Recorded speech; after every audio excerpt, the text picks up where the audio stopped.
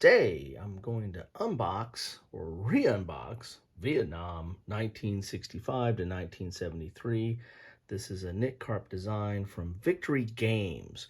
Now, why am I doing a re-unboxing? Well, it's a re-unboxing because it's, as you can see, this is not in shrink. And I just recently picked this game up. This is a game from 1984, I believe.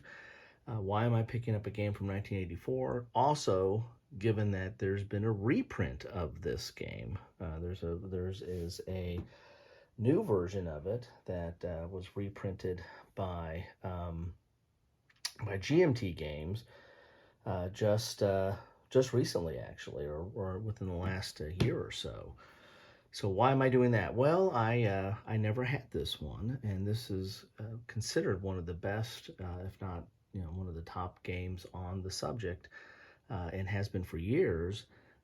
And I don't have a lot of Victory games, as I did in a recent video of the Korean War, which I'll put a link to that down below. My first Victory games really was the Civil War, and I did get this back near its publication time period. But I did not have a lot. I do not have a lot of Victory games, and did not collect a lot of Victory games. Much like SPI games, I was more of an Avalon Hill and got into a Quinto.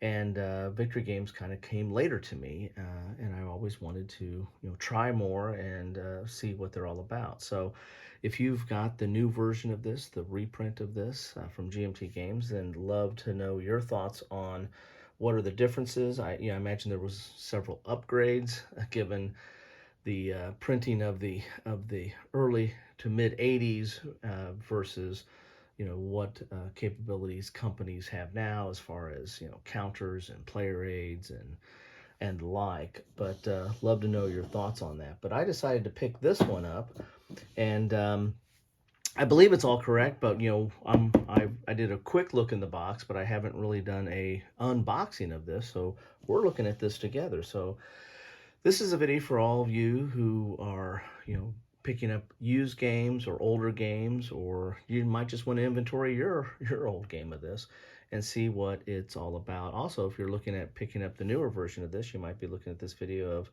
well, what is different, and what is how did this look before, and maybe you can see what they're doing now today. So looking at the back of the box here, we can see that it is very high complexity and medium solitaire suitability. And these ratings were very subjective, I think, whenever, complexity ratings, and, Avalon Hill had the 10-point scale, and I think they would just ask the designer, and the designer would throw down a number. But this, I think, does live up to that standard of this is considered a relatively complex game. You've got a map of Vietnam here. Here's an example of the counters there. And there's a little bit of shelf wear on this. As I said, this is basically unpunched. So it's, or I think mostly unpunched. I don't think it's ever been used. I think it's just sat on someone's shelf for many years. So you can see right here, this simulation game recreates the longest, most complex, and least understood conflict in U.S. history in all of its military and political aspects. The rules include detailed treatment of movement, terrain, search and destroy operations, special operations, firepower, air mobility, riverines, brigade-level formations, limited intelligence, and auxiliary units in each scenario. And there's a lot of scenarios in here, as you can see here. So let's get inside this box and see what we have here. So we got the rules here. As you can see, there's a morale chart on the back here. Let's turn this sideways so we can have some place to put this down. Looks like the rules are, I don't see page numbers on here, but we've got some charts here, operation flow charts here at the back. And we've got some campaign scenarios. So it looks like 45, 46, 47, 48 pages, including the back. Yeah, there's page 4. There's the page numbers. We got a morale chart here. That's good. So we have something we can look at the back here. Here is the rules index at the very, very front page. And you can see the index goes for 2 pages. So you can tell this is going to be a certain level of complexity here. Here's the map and how you lay out the map. Here's an explanation of the counters here. As you can see, quite a bit of information on the counters. Unit designation, pursuit modifier, ground combat strength, unit size, unit type, movement point allowance, artillery strength. Then you get an artillery unit. This is a ground combat unit. Here's an artillery unit. Here's leaders. The difference between a 3-star leader and a 1-star leader as far as modifiers. Here's a summary of unit types and the summary of marker types. There's going to be charts and tables, tracks and displays. As I said, this is a relatively involved game. And again, I really didn't track the reprint, so I really don't know all the differences, or do they do a facelift on the rules? Again, if any of you that are familiar with that, please drop them in the comments and let me know. Here's the game turn, sequence outline, operations. And this is, it's basically grayscale or black and white, but there is some color, but it's kind of just two-tone with the green and the grayscale color in throughout the book. But there is some examples of play here and some illustrations.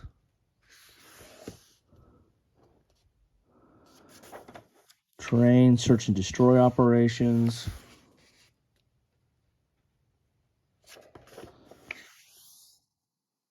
Special operations. Got clear and secure, holding patrol security. So you really are getting into the nuts and bolts of the Vietnam conflict. Here's firepower, weather, naval gunfire. Here's air mobility and riverines, brigade level formations, limited intelligence, the ARVN, seasonal interphase. And there's quite a bit of stuff here. Pacification. Here's the NLF player chart and table sheet. A strategic bombing table. A lot of charts and tables in here. Here's your record sheet. And we have a population control sheet. Make copies of this sheet before you use it. Yeah, probably want to do that. Population control reference sheet, pacification table. Wow, there's a lot of charts here. U.S. record sheet here.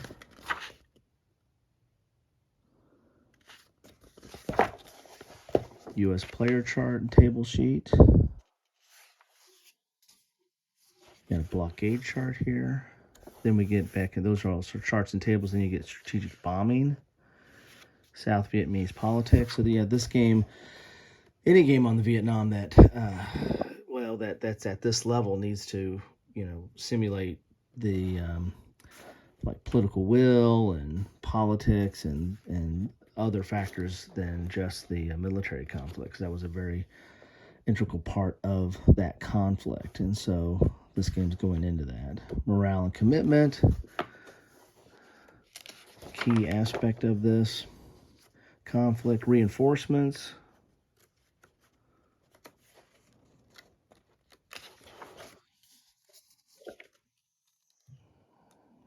free world allies. That's interesting. So a lot of detail in here. This is definitely a simulation, and I've talked about this in the past, like the Avalon Hill Game Company really, early, especially early on, was more of a focused on game and gameplay and the competitiveness of the game. And SPI, I thought, really focused a little bit more on the simulation and realism and recreation of the conflict. And Victory Games, a lot of the designers that came over, or a lot of the designers of Victory Games came over from SBI. So you kind of had the harmonization of Avalon Hill and SBI with Victory Games. And so I do think that some Victory Games was, again, more brought over the SPI aspects of simulation. At least that's my thoughts. Here's your scenarios. These are the non-campaign scenarios. Then you can do a campaign. And now here we are back to this grayscale printing there. And there you have it. Here's the campaign scenarios at the back here with those flow charts that we saw. So there's the rules. Quite a bit there. Let's look at the counters here. I want to look at the manifest while we're doing this here. Do we have, does it say what you're supposed to get in here? Game components should contain the following. 1 rule booklet, 3 sheets of 260 die-cut cardboard playing pieces, 2 map sheets, 2 6-sided dice, and 1 counter storage tray. Well, let's see what we have in here. So we got the 3 counter sheets. Here they are. And they're unpunched. Look at that.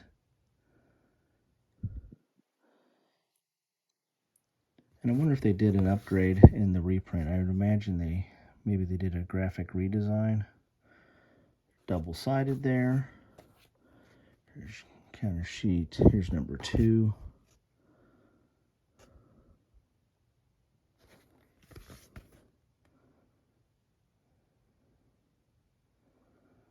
Get up close on some of those there. Then number 3.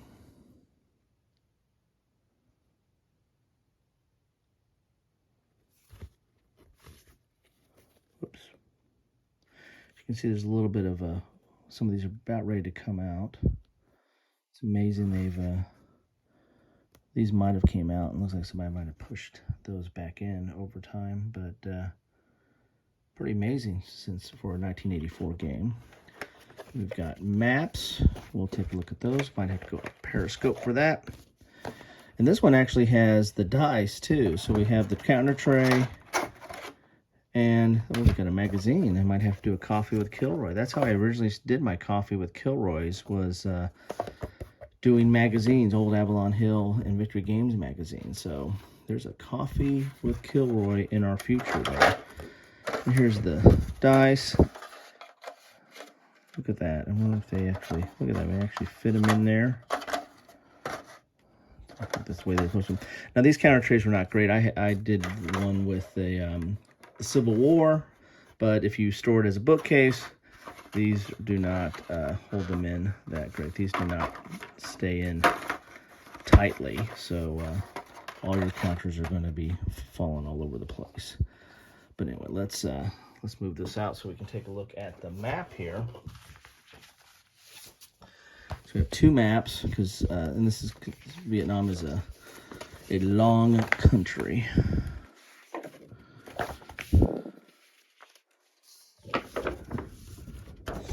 So this is the north map, I would just think here. Let's go out a little bit so you can take a look here. So we have a general record track here. We have a ship holding box. We have combat results tables up here. We have a game turn track way up there. Let's go up there and take a look. Then we have a terrain chart at the very top, laying out the different terrains. The map itself is mainly dominated by just solid colors. I mean, you do have some jungle type terrain or graphics on the map, but a lot of it's just the you're going to be telling by the solid colors. You also have some this is cultivated here. We have the Ho Chi Minh Trail here. So that is, and then we have the strategic bombing track. Of course, those charts are in the book as well. One thing you might note of the games of the victory games and games of the 80s, not a lot of player aids. They would put the charts in the rule book itself and then put them on the board as much as possible. And you can see there's a lot of text up there, a lot of explanation text of some of these charts. So you don't see that on maps as much today, having that much really small text and having these many charts on here, especially abbreviated sequence of play. Well, that's important, but they're really putting the charts on the board itself, which is kind of nice if you don't have, especially if you don't have player aids. So let's take a look here. This is the South map, and this is going to have a lot of stuff on it as well. And as you can see here, looks like the maps are going to go like this. That's another thing too. We're so used to having maps, fit together nicely. As you see in the Korean War video, the maps were reversed. You had a kind of a landscape map on top and then a portrait down below. This one is portrait on top and landscape down below here. And so, they've made the maps to fit the terrain as best they could. But you had the games from that time period. They didn't have a problem, where they didn't match up, in a box or a rectangle, or a grid. They would fit them however they wanted to fit them. Now you've got a lot of the cultivated. You've got a lot of the Southeast Asia, rice paddies and stuff down here in the south here. So we have a unit chart over here. We've got region locations, a little inset map there. We have SVN leadership display, blockade chart, morale chart, and we have an overall chart here. This is not labeled. This is, part of the leadership SVN leader / display. So that's what this is here. SVN leadership loyalty, summary of SVN leadership rules. A lot of leadership charts down here, which I don't know if I saw those in the book. So maybe this is the only place you get these. And the SVN leadership pool and the like down here. So, so here we have, and then we have the southern portion of the region here. And getting into Cambodia here. Some very thick jungle here. So there you have it. There are the two maps for Vietnam. And again, I wonder how they did that in the GMT reprint of this. Here's the general track here. So there you have it. So those are the two maps. This is what you get in a box of Vietnam 1965 to 1975. I believe I have everything in, whoops, I'm gonna punch these out before the video's over. I think I have got everything that you're supposed to get in here, including the dice. So a lot of times you don't get the dice when you pick up an older game like this. So there you have it. That is Vietnam 1965 to 1975. Love to know what your thoughts are on this if you have this game. This original one, what did you think about it? Or did you end up picking up the new reprint? And what are your thoughts on comparison? Love to see any comments on that.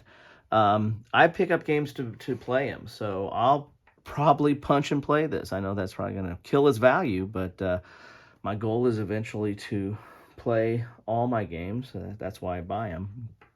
I'll probably be a while before I get to this one, just because of the complexity of it, and it is not solitaire well, and I do not have anybody in mind that would take on this challenge with me, but I might. I might find somebody, but or do I just pick up the do I eventually pick up the reprint and just play that? Who knows? Who knows? But anyway, I thought this. I saw this and found this, and it was on sale, and thought, what the heck? It looked like it was complete, and let's try this out. Everything looks good. The maps look good. The counters look good. So now I have it, and it goes in with my collection of kind of strategic level or operational and strategic level victory point games with the Civil War and the Korean War, which Victory Games does well. Did I say Victory Point Games? Yeah, Victory Games did that very well. And as you can see, these have stood the test of time to the point where they're being reprinted, this and the Korean War. Anyway, that's what I have for you today. Thank you so much for stopping by. I'd love to know your thoughts on this or anything else that's on your mind. The best way I know you stopped by is by dropping those comments and letting me know what do you think about this or any comparisons to the reprint. Anyway, thank you all for stopping by. Take care.